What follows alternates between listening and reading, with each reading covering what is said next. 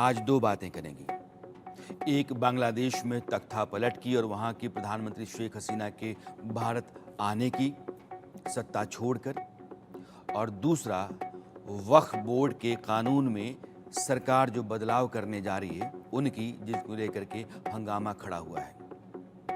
बांग्लादेश में आज की तारीख में लोकतंत्र खत्म हो गया है और सेना का फरमान जारी है। बांग्लादेश के सेना प्रमुख वकारुज़्ज़मान ने शेख हसीना को अल्टीमेटम दिया था, जिसके 45 मिनट के अंदर न सिर्फ शेख हसीना ने इस्तीफा दे दिया बल्कि उन्हें तत्काल देश छोड़ना पड़ा। बांग्लादेश में ऐसी गदर मची कि प्रधानमंत्री शेख हसीना को अपनी 15 साल पुरानी सत्ता गंवानी पड़ी। न सिर्फ सत्ता हाथ से गई बल्कि जलता हुआ बांग्लादेश छोड़कर भागने पर उनको मजबूर होना पड़ा। जानकारी के मुताबिक शेख हसीना देश छोड़कर भारत आ गई हैं, जो गाजियाबाद उत्तर प्रदेश दिल्ली से लगा हुआ है। वहाँ इंडियन एयरबेस है, जो इंडियन एयरफोर्स का बेस है। वहाँ उनका विमान लैंड किया, वो सेफ हैं। कहा यह भी जा रहा है कि वो सोच रही हैं लंदन जाने की, लेकिन उनको सबसे सुरक्षित यही लगा कि बांग्लादेश से आप कहीं भी जाएं, भारत आ जाएं। खबरों के मुताबिक शेख हसीना की बहन रेहाना भी उनके साथ हैं।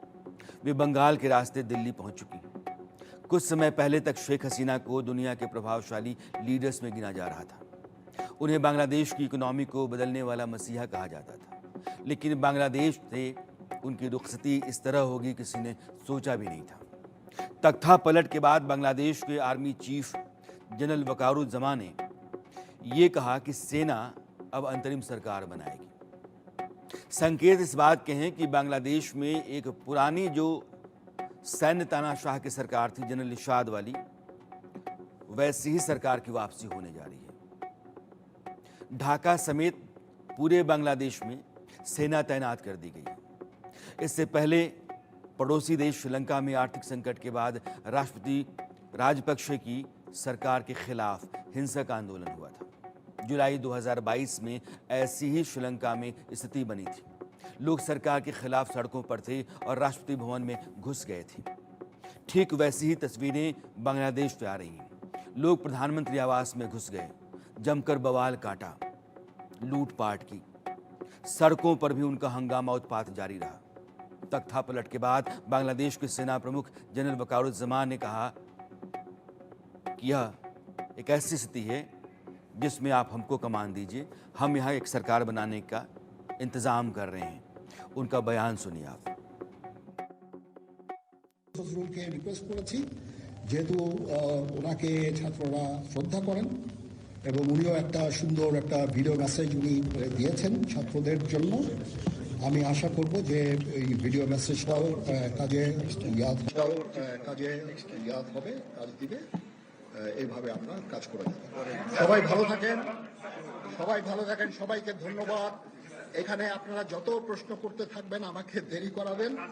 It is too early. আমরা কাজ করছি, আমাদের একটু কাজ। अभी शेख हसीना को लेकर जो ताज़ा स्थिति है उसके बारे में हम आपको बता देना चाहते हैं। वो भारत में हैं और NSA अजीत डोभाल ने उनसे मुलाकात की।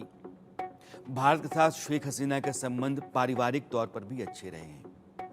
जब उनके पिता मुजीबुर रहमान ने कमान संभाली थी बांग्लादेश में, उसके पहले जो स्थितियां थीं जिसमें उनकी तलाश चल रही थी, तो उनका पूरा परिवार भारत में रहा।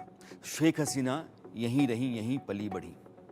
आज की तारीख में वो बांग्लादेश के प्रधानमंत्री रहीं और अब हालात ऐसे बने बांग्लादेश में पिछले 4 हफ्तों में कि उनको अपना देश छोड़कर भागना पड़ा है और हिंदुस्तान में आज की तारीख में उन्होंने आना मुनासिब समझा है।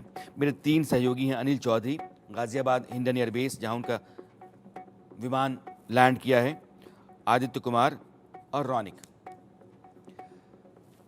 अनिल, अभी शेख हसीना बाहर निकली या फिर एयरपोर्ट पे ही हैं? देखिए, मैं आपको बता दूं, इस वक्त मैं हिंडन एयरबेस के सामने ही मेन गेट पर मौजूद हूं। दरअसल मैं आपको बता दूं, 5:36 पर उनका विमान यहाँ लैंडिंग हुआ था और साथ ही NSA अजीत डोभाल मौजूद रहे। और काफी देर की बातचीत होने के बाद अजीत डोभाल तो यहाँ से एनएस अजीत डोभाल तो निकल गए हैं, पर अभी ये कहा जा रहा है शेख हसीना अभी अंदर ही है और अभी आगे की प्लानिंग तय की जा रही है। क्या वो दिल्ली जाएंगी, दिल्ली से लंदन की उनकी प्लानिंग है। इस तरीके की सूत्रों से खबर आ रही है, क्योंकि बेहद खुफिया तरीके से जो है प्लानिंग की जा रही है। कोई भी सूचना बाहर नहीं दी गई है, क्योंकि मैंने कई बार अंदर जाने की कोशिश की, बातचीत करने की कोशिश की, पर अंदर से वायुसेना के जो अधिकारी हैं उनकी तरफ से कोई भी सूचना नहीं दी जा रही है। पर एक बात मैं आपको बता देता हूँ, लगातार जो हेलीकॉप्टर हैं वो यहाँ से निकल रहे हैं, एयरबेस से लगातार राउंड लग रहा है हेलीकॉप्टर का। तो ये कहा जा सकता कि कितनी देर में वो निकलेंगी या क्या प्लानिंग है, ये पूरा भी बातचीत होने के बाद ही डिस्कस हो पाएगा। जी मैं अनिल के मुताबिक अभी एयरपोर्ट पे ही शेख हसीना हैं। जाहिर है कि जब वो वहाँ से निकली होंगी तो उन्हें भारत सरकार को सूचना दी होगी, और जैसे ही भारतीय वायु सीमा में उनका विमान आया, इंडियन जो फाइटर जेट्स हैं उन्होंने उनके साथ चलना शुरू कर दिया था। उनकी सुरक्षा और उनका पूरा रास्ता यह भारतीय वायुसेना ने तय किया और वो दिल्ली आई हैं, गाज़ियाबाद में इंडियन एयरवेज पे हैं। आदित्य चूँकि अभी बांग्लादेश हाई कमीशन पे हैं, आदित्य वहाँ क्या हलचल है, चूँकि बांग्लादेश ढाका में तो सत्ता बदल गई है। जी, मैं आपको दिखाऊं यहाँ की स्थिति, जो हाई कमीशन है वहाँ की स्थिति ये है कि यहाँ पर सुरक्षा जो बल है वो तैनात कर दिए गए हैं।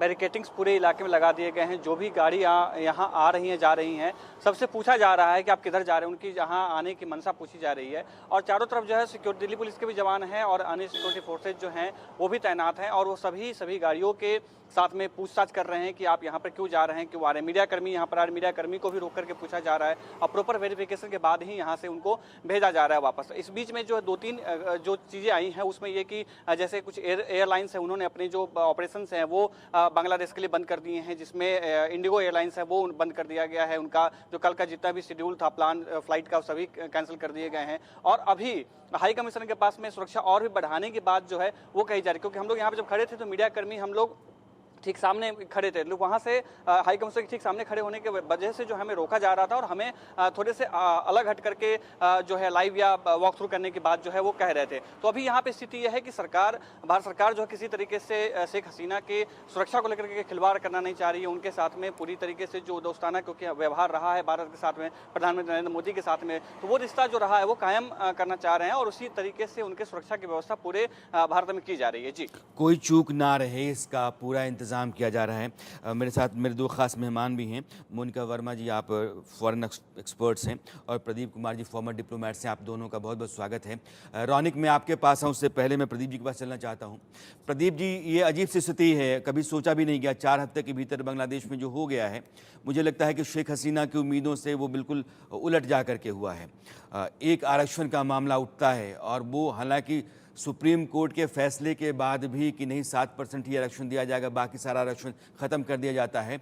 यह बवाल रुका नहीं, हिंसा रुकी नहीं और वहाँ कोहराम मचा रहा और बहुत ही खून खराबा हो गया। संडे को ही 100 से ज़्यादा लोग मारे गए।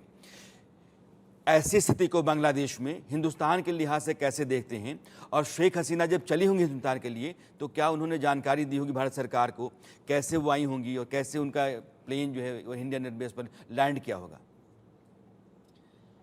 तो भारत के लिहाज से तो ये स्थिति बहुत ही ज़्यादा गंभीर है और बांग्लादेश के ऊपर बहुत ज़्यादा दबाव चल रहा है काफ़ी महीनों से। पहले तो सबसे ज़्यादा दबाव चल रहा था यूएस का, जब उन्होंने कहा था इलेक्शंस के पहले कि गवर्नमेंट को रिज़ाइन करना चाहिए और फिर इलेक्शन होने चाहिए, और शेख हसीना ने उसको नहीं एग्री किया और सुप्रीम कोर्ट जो बांग्लादेश का, उन्होंने भी जजमेंट पास किया कि ये रिक्वायर्ड नहीं है। और उसके बाद फिर बाकी ऑपोजिशन पार्टीज जो थी, बेगम खालिदा जिया और दूसरी इस्लामिक जिहाद, तो वो उन्होंने पार्टिसिपेट नहीं किया इलेक्शन में, तो शेख हसीना फिर से पावर में आ गई। उसके बाद काफ़ी रेडिकलाइजेशन देख रहे हैं वहाँ पर हम, और जो चीज़ भारत के लिहाज से देख रहे हैं वो अगर हम एक बनाए list of breaking India forces में कौन कौन शामिल हैं या हो सकते हैं, तो उसमें एक तो ये जो इस्लामिक टेररिस्ट हैं, जिहादी टेररिस्ट, वो हैं, पॉलिटिकल इस्लाम है, बाकी जो वोक एलिमेंट्स हैं, लेफ्टिस्ट मार्क्सिस्ट हैं, चाइना है, और यूएस में जो बहुत ज्यादा एक्सट्रीम फ्रिंज है, स्टेट डिपार्टमेंट के अंदर भी जो एड देता है अलग अलग ह्यूमन राइट्स के ऊपर डिस्ट्रप्शंस करने के लिए इंडिया में, तो इनका सम्मिलित होना वो बहुत खतरनाक है। केवल भारत को नहीं बल्कि यूनाइटेड स्टेट्स को भी बहुत खतरनाक है ये, because they are the similar forces which have a lot of overlap, जो ब्रेकिंग इंडिया फोर्सेस हैं और जो ब्रेकिंग यूएस फोर्सेस हैं। तो जो हम देख रहे हैं बांग्लादेश में, वो उसमें सबसे बड़ी खतरनाक चीज ये है कि ये सारा मिलके चाइना के साथ जो सपोर्ट मिलता है उनको, उसके साथ वो टिपिंग पॉइंट पे आ जाते हैं। अब बांग्लादेश में शेख हसीना गई थी, वहां पर उनका कुछ बातचीत में काफी प्रॉब्लम्स हुई, वो वहां से जल्दी वापस लौट आई। उसके बाद चीन ने भी डिसाइड कर लिया होगा कि इसको हटाना है। अब रेजिम चेंज, पहले ये वेस्टर्न प्रेरोगेटिव होता था, वो मैं आता हूँ इसमें प्रदीप जी, मेरा काम सवाल करते दूसरा थे। था। मैं ये जानना चाहता था कि एक प्रधानमंत्री जब अपना पद छोड़ता है और पड़ोस के देश में आता है तो संपर्क क्या होता है, कैसे होता है और क्यों, कैसे वो आता है? मेरा सवाल ये था। मैं आता हूँ आपके पास फिर से। मोनिका, एक अजीब सी स्थिति है बांग्लादेश में। जो प्रोटेस्ट चला उसमें बीएनपी, बांग्लादेश नेशनलिस्ट पार्टी, जो खालिदा जिया की पार्टी है, या जमात इस्लामी, ये कट्टरपंथी संगठन हैं और बांग्लादेश के भीतर जो कट्टरपंथ है वो बहुत तेज़ी से उभरा है। और उसका नतीजा ये है कि आज सेना ने कहा कि सरकार आप पीछे हटो, और यह जितने लोग भी खून खराबे पे उतरे हुए हैं उनके खिलाफ कोई सख्ती करने से परहेज़ कर रही है, यानी कि लोगों के साथ मिल जाओ, सत्ता अपने हाथ में रख दो। अब एक सैनिक तानाशाह बांग्लादेश में आ गया है, पड़ोसी देश हैं। इस स्थिति को हिंदुस्तान के लिहाज से कैसे देखती हैं आप? जी, बहुत ही ज्यादा दुख की बात है ये कि किस तरह से जनवरी में जो है एक सरकार चुनकर आई थी और किस तरह से उसने जो है सबसे ज्यादा वहां पर सीटें हासिल करी थी, और आज उसी सरकार के ऊपर एक बहुत बड़ा सवालिया निशान जो है वो खड़ा हो गया है। और वहीं के लोग जो हैं वो ऐसा कह रहे हैं कि शेख हसीना जो है वो एक अथॉरिटेरियन लीडर है, वो फैसिस्ट हैं, उनके साथ ये समस्या है, वो समस्या है। तो ये बिल्कुल ही एक बहुत ही ट्रबलिंग सिचुएशन है इंडिया के लिए। खास तौर पर अगर हम शॉर्ट टर्म में देखें तो हमारा उनके साथ एक इतना ज्यादा कॉन्टिग्यूअस एक बॉर्डर है जो हम शेयर करते हैं। हमारी बहुत ज्यादा सिक्योरिटी वाइज जो सेंसिटिव स्टेट्स हैं, जैसे कि आसाम हो गई या वेस्ट बंगाल हो गया, वो सीधा जो है उनकी जो बाउंड्री है वो बांग्लादेश को टच करती है। तो एक तरीके से वो हमारे लिए शॉर्ट टर्म में बहुत बड़ा रिस्क है, जिसकी वजह से न्यू दिल्ली में ऑलरेडी गवर्नमेंट ने, चाहे एयर ट्रैवल हो, चाहे वो ट्रेन से ट्रैवल करना हो, हर तरीके की जो ट्रैवल है उस पर भी बैन लगा दिया है। भारतीय जो अभी सिटीजन वहां हैं ढाका में या बांग्लादेश के किसी और हिस्से में भी, उन्हें भी सचेत कर दिया गया है कि आप प्लीज अपनी सिक्योरिटी का ध्यान रखें, अभी चीजें जो है वहां अभी नॉर्मल नहीं है। लेकिन लॉन्ग टर्म में इसका एक बहुत बड़ा जो है असर भारत को देखने को मिलेगा, क्योंकि पिछले 15 सालों में जब शेख हसीना की जब गवर्नमेंट वहां थी, तब आपने बिल्कुल सही कहा कि जो कट्टरपंथी एलिमेंट जो बांग्लादेश में है, उन सभी कट्टरपंथी एलिमेंट्स के ऊपर बहुत ही अच्छा उन्होंने शिकंजा कसा था। उन्होंने बहुत अच्छे तरीके से जो है लॉ एंड ऑर्डर को मैनेज करा था।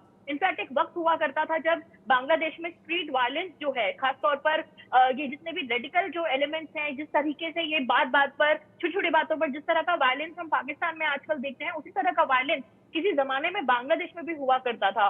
लेकिन आज जो है स्थिति बहुत नॉर्मल हो चुकी थी और बांग्लादेश एक बहुत अच्छे रास्ते पर आगे बढ़ गया था, एक ऐसे रास्ते पर जहां उसकी जो इकोनॉमी है, जो अर्थव्यवस्था है, वो बहुत अच्छा परफॉर्म कर रही थी। वो लोग पर कैपिटा इनकम में आगे बढ़ रहे थे और सब चीजें काफी अच्छी चल रही थी। इसमें कोई दो राय नहीं कि बांग्लादेश एक ऐसे रास्ते पर चलने लगा था जो तरक्की का था, बेहतरी का था, और मिसालें दी जाती थी कि आप बांग्लादेश को देखिए।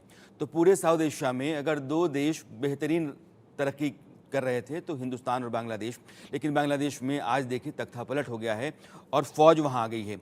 हमारा एक बड़ा राज्य है पश्चिम बंगाल, जो बांग्लादेश में लगता है, भाषा एक सी है, कल्चर एक सा है, और पश्चिम बंगाल बहुत ही सेंसिटिव स्टेट है। और ममता बनर्जी बार बार ये कह रही हैं कि यहाँ किसी भी तरह की अफवाह पर आप ध्यान ना दें, शांति बनाए रखें। बांग्लादेश की जो भी स्थिति है वो भारत सरकार देखेगी, यह दो देशों के बीच का मामला है। हमारी सरकार जो भी करेगी हम उसके साथ खड़ा रहेंगे। लेकिन रौनिक कलकत्ता में है, रौनिक पश्चिम बंगाल में अभी क्या स्थिति है, खास करके जो सरहदी इलाके हैं बांग्लादेश से लगते हुए?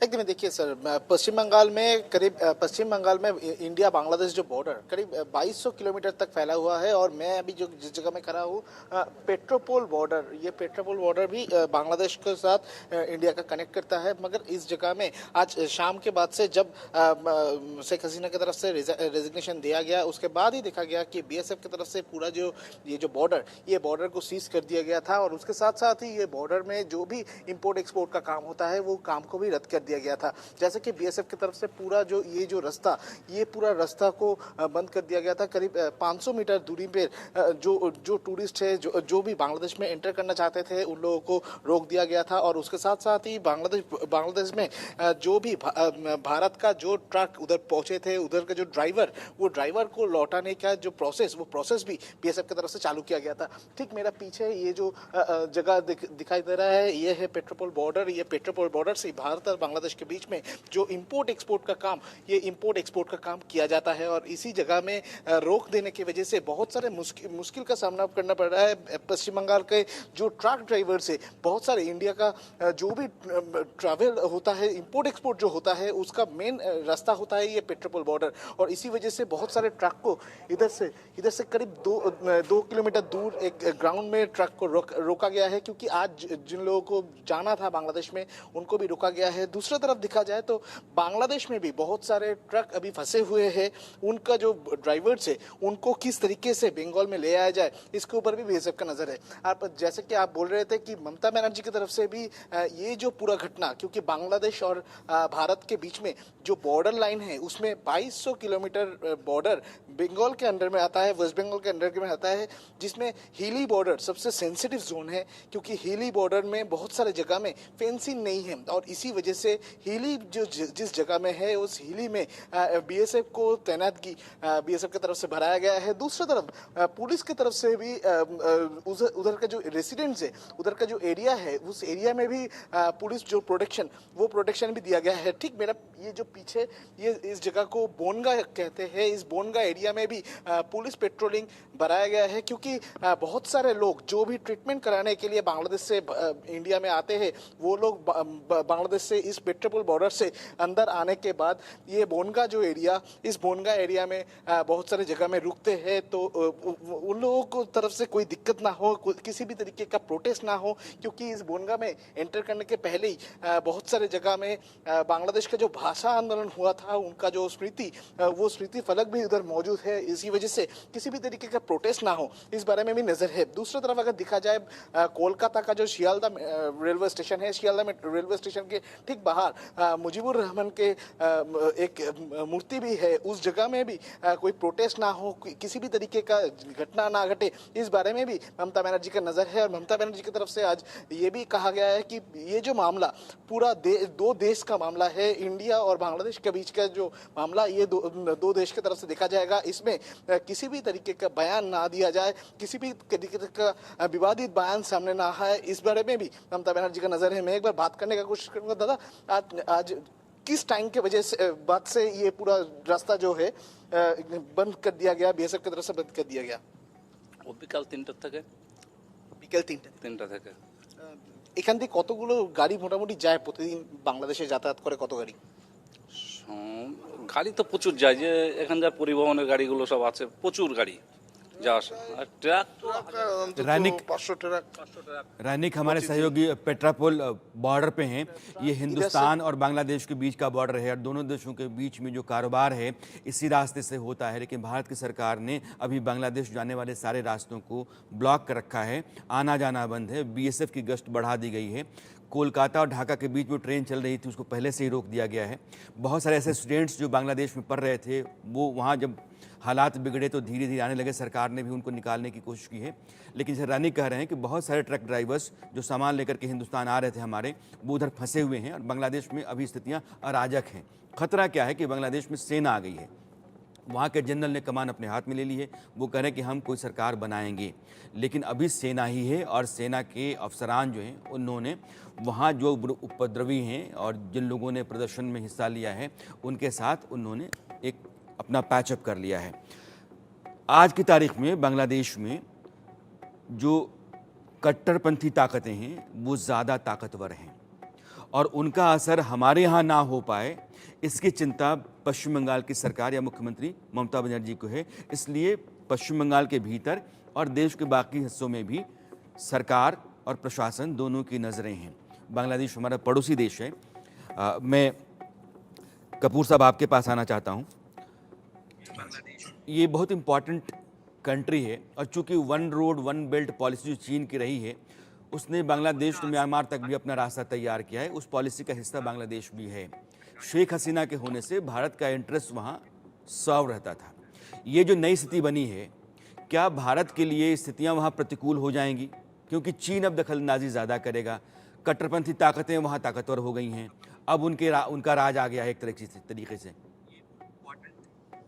हाँ जी, ये तो राणा यशवंत जी आपने जो कहा बिल्कुल ठीक है, क्योंकि अब ये जो वन रोड वन ये जो वन बेल्ट वन रोड ओबोर जो प्रोजेक्ट है, जो प्रपोजल है, उसको भी अब थोड़ा सा फिर से जोर मिलेगा, क्योंकि वो शेख हसीना के होते हुए थोड़ा कमजोर हो रहा था। तो चीन को भी जोर मिलेगा, क्योंकि उनकी जो मार्क्सिस्ट लेफ्टिस्ट फोर्सेस हैं वो भी अब पावर में आ जाएंगी। तो इसमें काफी भारत को भी खतरा रहेगा, और जो बांग्लादेश का पूरा फ्यूचर है वो अब दूसरे टेंजेंट पे चलेगा और दूसरे डायरेक्शन को लेगा। तो इतनी ज्यादा पॉपुलेशन है वहां पर, दुनिया की one of the most populous countries है बांग्लादेश। तो ऐसी कंट्री का भारत के बॉर्डर पे होने का और भारत के विरोध करने का अब दूसरा ट्रैक लेने पे काफी खतरा होगा। आते हैं सर। तो ये मैं मोनिका के पास अपने सवाल के साथ, उससे पहले मैं आपको बताना चाहता हूं कि बांग्लादेश में जो तख्ता पलट हुआ है, ये स्थिति जो बनी है आखिर कैसे बनी है। बांग्लादेश में आरक्षण के मुद्दे को लेकर के कई बार हिंसा भड़की। देश में जो सिविल सेवा की नौकरियां होती हैं उनके लिए कोटा सिस्टम, उसमें सुधार की मांग तेज हो रही थी कि कोटा खत्म करो। सरकारी नौकरियों में 56% आरक्षण रहा है। स्पेशल ग्रुप के लिए सिविल सेवा में आरक्षण को खत्म करने की डिमांड हो रही थी। 1971 की जो स्वतंत्रता संग्राम की लड़ाई थी, उसमें जिन लोगों ने हिस्सा लिया था, शेख हसीना के फादर मुजीबुर रहमान जो बांग्लादेश के संस्थापक माने जाते हैं, तो सरकार ये कहती है कि वहाँ जिन लोगों ने उस समय हिस्सा लिया था उनके लिए आपको स्पेशल रिजर्वेशन का कोटा देना पड़ेगा, और वो रहा है। प्रदर्शनकारियों की मांग ये थी कि यह जो स्वतंत्रता संग्राम सेनानियों के नातेदारों रिश्तेदारों के सरकारी नौकरियों में 30% का जो आरक्षण सिस्टम है, इसको आप ख़त्म कीजिए। आज की तारीख में थोड़ा समय पहले तक 44% अनरिजर्व था और 56% रिजर्व्ड।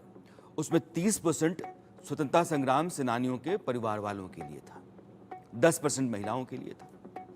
तो हुआ कि ये सब खत्म कीजिए, उसी को लेकर के लड़ाई चलती रही और सुप्रीम कोर्ट ने इसकी सीमा को कम किया। हुआ ये कि हाई कोर्ट ने जून में एक फैसला दिया, ढाका हाई कोर्ट ने 2018 में शेख हसीना ने इस कोटा सिस्टम को खत्म कर दिया कि विरोध है भाई तो हटाओ, इसको खत्म करो। तो उन्होंने कोटा सिस्टम खत्म कर दिया पूरी तरीके से। जून 2018 में ढाका हाई कोर्ट ने एक फैसला किया कि सरकार ने कोटा सिस्टम जो खत्म किया है उसको बहाल किया जाए। इसका विरोध शुरू हुआ और पहले वो शांतिपूर्ण विरोध था, लेकिन धीरे धीरे उग्र होता चला गया। मामला सुप्रीम कोर्ट में आया। तब तक पॉलिटिकल पार्टीज बीएनपी और जमात इस्लामी तरह उन्होंने छात्रों के बीच में अपनी पैठ बना ली और मामला हिंसक होता चला गया। लोग मारे जाने लगे, पुलिस के साथ झड़पें होने लगी, पुलिस के लोगों की लिंचिंग होने लगी। सुप्रीम कोर्ट ने कहा कि मामला हमारे पास है, हम सोच रहे हैं, हम फैसला देंगे, आप लोग अपने क्लासेस में जाइए, पढ़ाई कीजिए। लेकिन वो प्रदर्शन रुका नहीं। सुप्रीम कोर्ट ने आखिर में कहा कि 7% कोटा कर देते हैं, 5% जो स्वतंत्रता संग्राम सेनानियों के घर वालों के लिए है और 2% जो कमज़ोर तबका है। लेकिन इसके बाद भी प्रदर्शन रुका नहीं और वो चलता रहा। आखिर में संडे को एक रोज़ पहले 100 लोग मारे गए। 100 लोग कुल मिलाकर के बांग्लादेश की हिंसा में 300 से ज़्यादा लोगों की मौत हुई है और 1000 से ज़्यादा लोग घायल हुए हैं। पूरा बांग्लादेश उबल रहा है। और ये जो आरक्षण का मामला था, जो high court Dhaka high court के फैसले से खड़ा हुआ और उसके बाद वो चलते हुए आकर के शेख हसीना की सरकार को खा गया। आज की तारीख में स्थितियाँ यही हैं। मैं मोनिका आपके पास आना चाहता हूँ, क्योंकि बांग्लादेश की स्थिति बहुत आज की तारीख में देख रही है कि वो वोलेटाइल है। हमारा पड़ोसी चीन है, नेपाल में उसका दखल लगातार बढ़ता चला गया। नेपाल की सरकार के साथ हमारे संबंध धीरे धीरे खराब होते चले गए। श्रीलंका में उसकी पैठ लगातार बढ़ती चली गई है। पाकिस्तान का वो हिमायती है। पाकिस्तान में आप देख ही रहे हैं कि वो एक बड़ी रोड लेकर के अपना कारोबार कर रहा है। और अब बांग्लादेश, हमारे चारों पड़ोसियों के साथ चीन ने हमको घेरने की कोशिश की है और एक बड़ा चैलेंज दिख रहा है।